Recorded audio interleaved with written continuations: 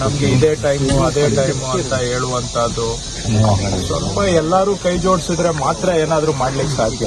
ಸರ್ಕಾರದ ಮೇಲೆ ಬೆರಳು ತೋರಿಸ್ಬಿಟ್ಟು ನೀವು ಅದು ಇದು ಎಲ್ಲ ಮಾಡಬಹುದು, ಬಟ್ ಅದರಿಂದ ಅದೊಂದೇ ಸಮಸ್ಯೆಗೆ ಅದರಿಂದ ಪರಿಹಾರ ಎಷ್ಟು ಸಿಗುತ್ತೆ ಅನ್ನೋದು ವಿಚಾರ ಮಾಡಬೇಕು.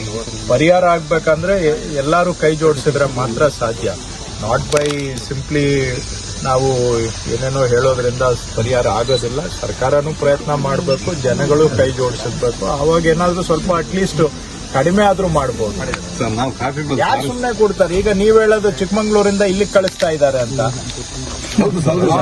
ಹೌದು, ನೀವು ಇಲ್ಲಿಂದ ತಗೊಂಡೋಗಿ ಅಲ್ಲಿ ಬಿಟ್ರೆ ಅಲ್ಲಿ ಸುಮ್ಮನೆ ಇರ್ತಾರ? ಯಾರು ಸುಮ್ಮನೆ ಇರ್ತಾರೆ?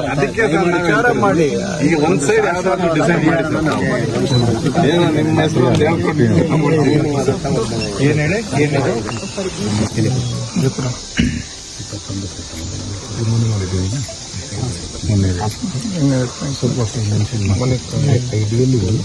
ಮೇಲೆ ಇದು ಕೆಳಗಿರ್ಬೇಕಾಗಿದೆ. ಕೌಂಟರ್ ಬೇಕು, ಇದು ಉಲ್ಟಾ ಆಗಿದೆ. But this is GSM based.